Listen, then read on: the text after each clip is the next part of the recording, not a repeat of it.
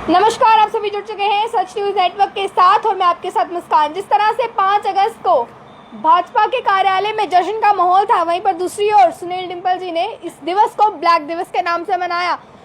चर्चा की शुरुआत करने से पहले पहला सवाल सर, 5 अगस्त को आपने ब्लैक दिवस के नाम से, ब्लैक डे के नाम से मनाया, ठीक है, काला दिवस इसे क्यों मनाया, क्या कहेंगे इस पर आप? देखिए मुस्कान, ये 5 अगस्त 2019 हमारे जम्मू कश्मीर की इतिहास में जब भी आएगा, और ये जम्मू कश्मीर की बर्बादी का दिन था 5 अगस्त 2019। उसके 2 साल पूरे होने के ऊपर आपने ये सीधा सवाल, तीखा सवाल हमसे कर दिया कि हमने 5 अगस्त यानी कि जम्मू कश्मीर की आवाम ने, 1 करोड़ 30 लाख आवाम ने ये 5 अगस्त काले दिन के रूप में क्यों मनाया। और मेरे आह्वान के ऊपर कांग्रेस ने भी, अपनी पार्टी ने भी, पीडीपी ने भी और नेशनल कॉन्फ्रेंस ने भी इसे एज अ ब्लैक डे मनाया। और अगर किसी ने जश्न था या किसी ने मनाया, हम ये जानना चाहते हैं कि वो डोगरा बेटा और बेटी हो ही नहीं सकते हैं जो 5 अगस्त जश्न का दिन मना रहे थे। क्यों? क्योंकि डोगरा रियासत का इतिहास हमारे महाराजा गुलाब सिंह जी से लेकर के महाराजा हरी सिंह जी की डोगरा रियासत को तहस नहस करके एक मामूली सी यूनियन टेरिटरी बना दिया, हमसे हमारा स्टेट सब्जेक्ट छीन लिया, हमारे सारे अधिकार छीन लिए, लैंड एक्ट, लैंड लॉज को बदल करके हमें हमारे सारा इतिहास, डेमोग्राफी, हिस्ट्री तमाम बदल दी। तो फिर ऐसे में मुस्कान, हम ये 5 अगस्त कैसे जश्न मना सकते थे? और उसके बाद ये एक खूबसूरत रियासत जम्मू कश्मीर, पीर पंजाल, चिनाब वैली की हिंदू, मुस्लिम, सिख, ईसाई, गुज्जर, बकरवाल और तमाम धर्मों की एक खूबसूरत रियासत थी। और 200 साल पुरानी रियासत का आपने हमारा आपसी भाईचारा जम्मू और कश्मीर को अलग करने के लिए दरबार मूव भी आपने रोक दिया। और फिर उसके बाद हमें 370 हटाने के बाद हमें मिला क्या? मैं जानना चाहता हूं, और मेरे दर्शक भी जानना चाहते हैं कि उन्हें क्या एक भी उपलब्धि, प्रधानमंत्री जी आप बता दीजिए कि दफा 370 हटाने के बाद जम्मू कश्मीर को फायदा पहुंचा हो। आपने हमारे ट्रांसपोर्टरों को बर्बाद कर दिया, हमारे व्यापारियों को दरबार मूव रोक करके बर्बाद किया, हमारा आपसी भाईचारा जम्मू और कश्मीर का मेल मिलाप जो था, हजारों करोड़ रुपए की जो ट्रांजैक्शन होती थी, सरकार को जीएसटी का लाखों करोड़ों रुपए का फायदा होता था, आपने अपने नागपुर के एजेंडे को पूरा करने के लिए और भाजपा के मैनिफेस्टो को और एजेंडे को पूरा करने के लिए आपने पूरी की पूरी रियासत बर्बाद कर दी, जम्मू कश्मीर और लद्दाख का बंटवारा कर दिया।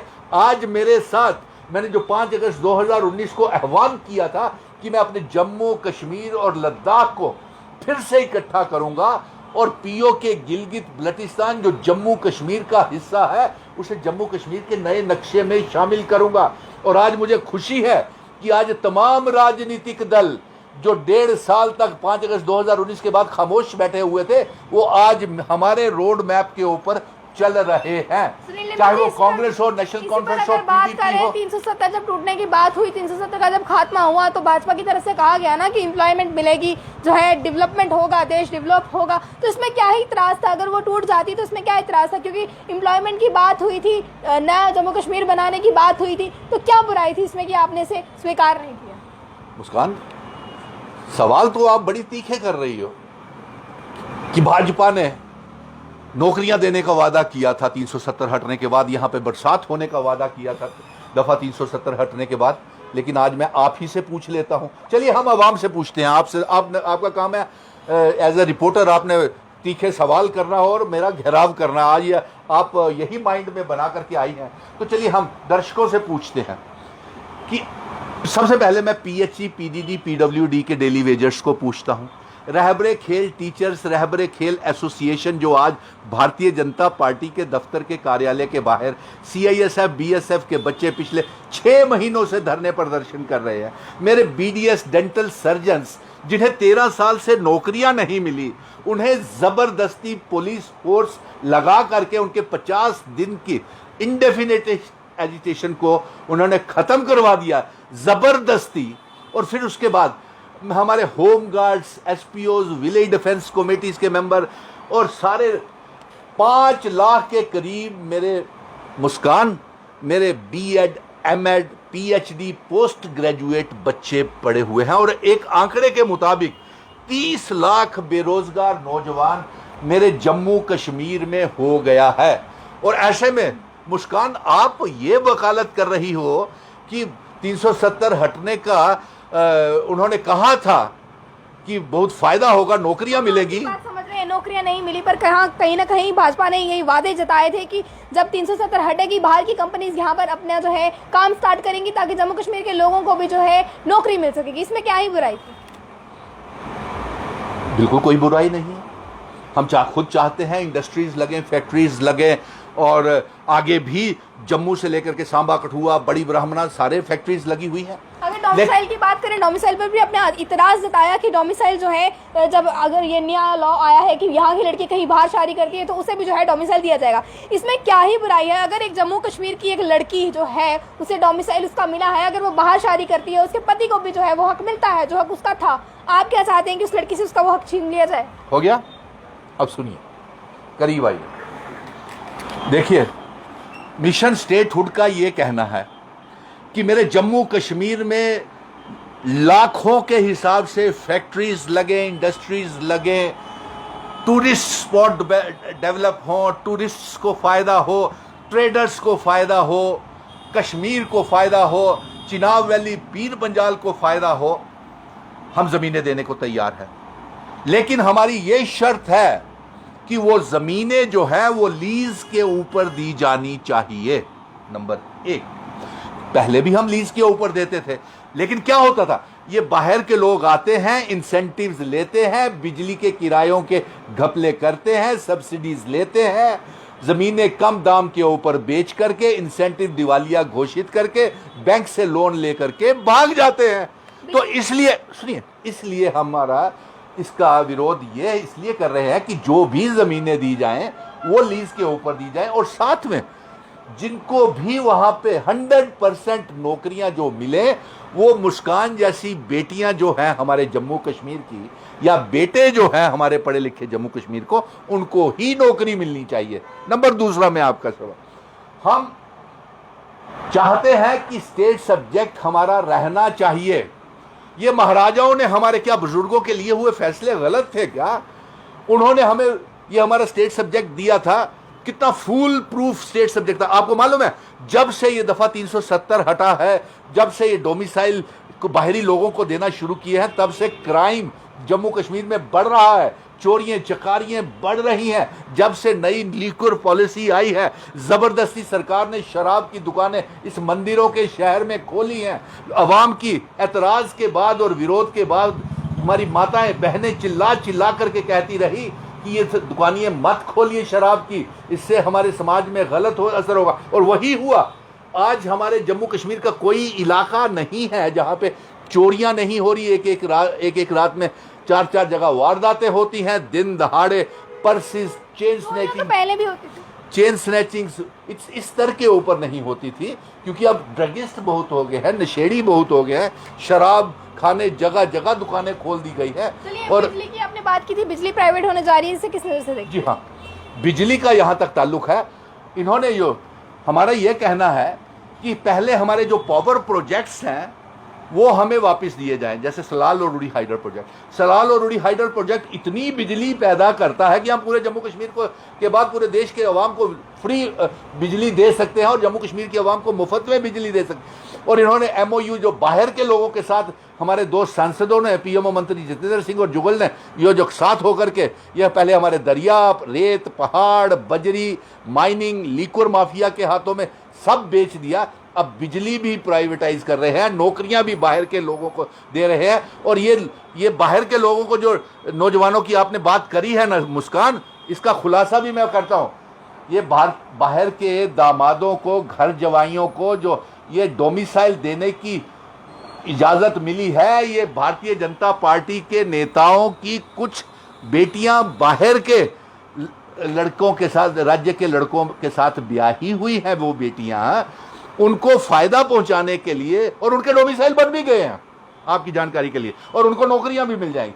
तो क्या इससे कोई रोक तो होनी चाहिए? इस तरीके से तो आप सारा एक तरफ आप कहते हैं जाइए जम्मू कश्मीर में पूरे देश के लोग आ जाएं, अपनी सरकारी नौकरियां भी ले लें, घर भी बना ले, मकान भी बना ले, फैक्ट्रियां भी बना ले, तो कुछ वो रोक तो होनी चाहिए। इस तरीके से तो हमारा जम्मू सुखड़ जाएगा, कुछ रहेगा ही नहीं। लगता है कि 370 के बाद कोई डेवलपमेंट देखने को नहीं मिली देश में?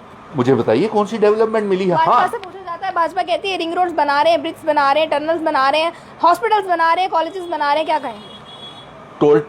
टोल प्लाजाज लग रहे हैं, प्रॉपर्टी टैक्सेस लग रहे हैं, और साथ में बिना ऑक्सीजन, बिना वेंटिलेटर्स के लोग मर रहे हैं, और साथ में हमारे अस्पतालों में दवाइयाँ नहीं हैं, वेंटिलेटर नहीं है, ऑक्सीजन नहीं है, बेड्स नहीं है, कोविड में वैक्सीनेशंस नहीं है, स्कूलों में मास्टर्स नहीं है, तो क्या डेवलपमेंट क्या हो रही है?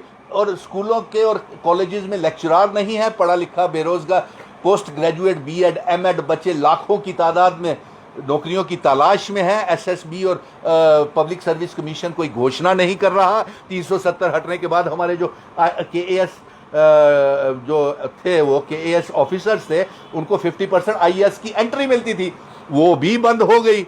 और यहाँ तक कि हमारे जो आरटीओ के टैक्सेस हम पे लग गए, दरबार मूव रोक करके आपने हमारा सारा कारोबार ठप कर दिया, क्या फायदा हुआ? और बिजली हमारी आपने प्राइवेटाइजेशन कर दी। 7 लाख मीटर स्मार्ट मीटर आप हमारे पे लगा दे जा रहे हैं। पीओ के गिलगिट बल्टिस्तान को आप आज तक नहीं आज़ाद कर सके। आज भी आतंकवाद उसी तरह से है जिस तरह से 5 अगस्त 2019 से पहले था। 7 सालों में आपको जिस लिए हमने वोट दिए थे जम्मू के अवाम ने, वो आप उसके ऊपर बिल्कुल जीरो साबित हुए हैं। अगर आप मुस्कान मुझसे पूछोगी कि भारतीय जनता पार्टी के 7 साल के कार्यकाल के लिए नंबर दिए जाएं, तो मैं 100 में से 0 नंबर दूंगा, क्योंकि एक भी हमसे किया हुआ जम्मू कश्मीर की आवाम से वादा पूरा सरकार ने नहीं किया। आतंकवाद चरम सीमा के ऊपर है। आज भी हमारे एक बात इसमें पूछूंगी, आपको क्या लगता है जो वैक्सीनेशन बनी है इसमें कितना पैसा खर्च हुआ है? मैं ये जानना चाहता हूं कि मेरे पेट्रोल की कीमतें इतनी क्यों बढ़ रही हैं, मेरे डीजल की कीमतें इतनी क्यों बढ़ रही हैं, महंगाई इतनी क्यों बढ़ रही है। हरिद्वार, उत्तराखंड, दिल्ली, महाराष्ट्र, बिहार, हरियाणा में लंबी लंबी कतारें क्यों, लाशें क्यों तैर रही हैं कोविड के मरीजों की? ऐसी कौन सी बात थी कि हमारे उन मान और सम्मान के साथ भारतीय जनता पार्टी कोविड के मरीजों के संस्कार भी नहीं हरिद्वार में हो सके? हरिद्वार में रेत के बीच में ही दबा करके उनके परिजनों को अपने अपने पैतृक गांव वापस जाना पड़ा। कतारों में लाखों लाखों घंटे खड़े होकर के वहां पे अंतिम संस्कार करवाने पड़े। और मैं ये पूछता हूं कि अब ये तो मास्क नहीं पहनने के लिए मुस्कान को चालान हो सकता है, लेकिन हम ये पूछते हैं बिना ऑक्सीजन, बिना वेंटिलेटर, बिना बेड के अगर किसी गवर्नमेंट मेडिकल कॉलेज या सरकारी अस्पतालों के बीच में किसी की देहांत हो जाता है, मृत्यु हो जाती है, तो उसके लिए किसका चालान किया जाए? और जो इतने भारी भारी चालान ट्रैफिक वाले हर रोज कर रहे हैं, यही तो। और दूसरा, बेरोजगारियों को मैं एक और बता दूं, एक आदेश के मुताबिक, सूत्रों के मुताबिक ये पता चल चुका है कि इन्होंने पीएचई, पीडीडी, पीडब्ल्यूडी के तमाम डेली वेजरों को और होमगार्ड्स, रहबरे खेल टीचर्स के लिए, जंगलात, सेहत और एसपीओ विलेज डिफेंस कमेटीज के लिए इन्होंने कुछ नहीं करना।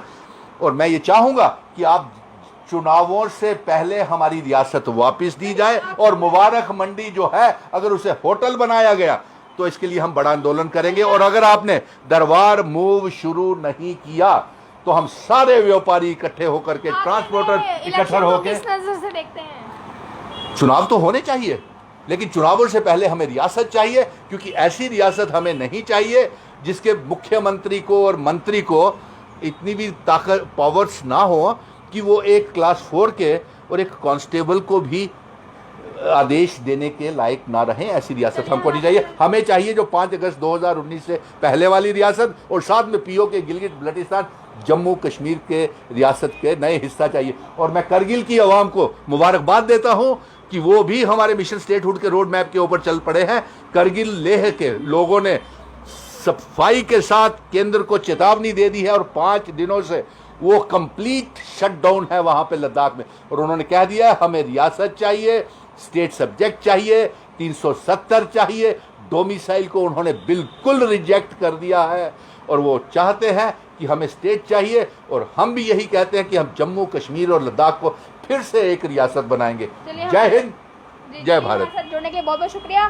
तो आने वाले समय में चुनावों को सुनील डिम्पल जी किस तरह देखते हैं? 370 को अगर 5 अगस्त की बात करें, ब्लैक डे मनाया गया, क्यों मनाया गया, आने वाले समय में बिजली जो है प्राइवेट देखने को मिलेगी, इस पर सुनील डिम्पल जी क्या कहते हैं? इन सभी मुद्दाओं पर चर्चा करने के लिए हमारे साथ सुनील डिम्पल जी जुड़े थे। ऐसी और भी अपडेट्स के लिए आप लोग जुड़े हैं सच न्यूज़ नेटवर्क के साथ और मुझे दे दीजिए इजाजत। जय हिंद।